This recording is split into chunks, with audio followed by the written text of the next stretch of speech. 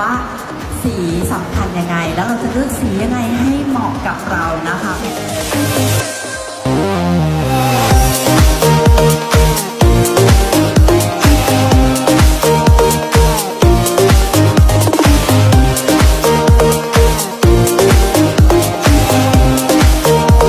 ตอนแรกคือเราจะมีลิปในหลายรูปแบบมากไม่ว่าจะเป็นกลอสหรือว่าจะเป็นแมตต์นะคะแต่อันนี้สามารถใช้ได้2แบบและที่สำคัญคือติดทนนานจริงๆแท่งที่เลือกไปเนี่ยโหสามารถทำได้หลายอย่าง